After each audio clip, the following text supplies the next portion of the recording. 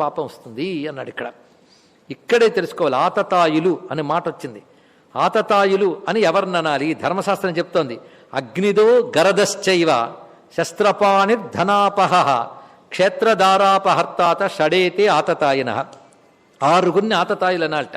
ఇంటికి నిప్పు పెట్టేవాడు, విషం ఇచ్చేవాడు, మారణాయుధాలు ధరించేవాడు, మన ధనాన్ని అపహరించేవాడు, మన భూమిని అపహరించేవాడు, భార్యను అపహరించేవాడు. ఈ 6 రకాల ఆతతాయులు వాళ్ళ విషయంలో ఎలా ప్రవర్తించాలి ధర్మశాస్త్రం చెప్తోంది. ఆతతాయన మాయాంతం హన్యాదేవ అవిచారయన్ నాతతాయవధే దోషో హంతృభవతి కశ్చన. ఇలాంటి ఆతతాయి ఎదురు పడితే వారిని చంపాలి.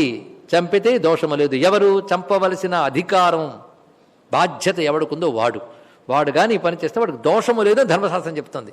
మరి ఆతతాయులని నువ్వే అంటున్నావు, వాళ్ళని చంపితే దోషం లేదో ధర్మశాస్త్రం చెప్తుంది. అలాంటిది వీళ్ళు చంపేస్తున్నానే అని బాధపడుతున్నావంటే అజ్ఞానం కాదు, ఆ మాటలోనే ఉందన్నమాట అది. అని ఆతతాయులు వీళ్ళు.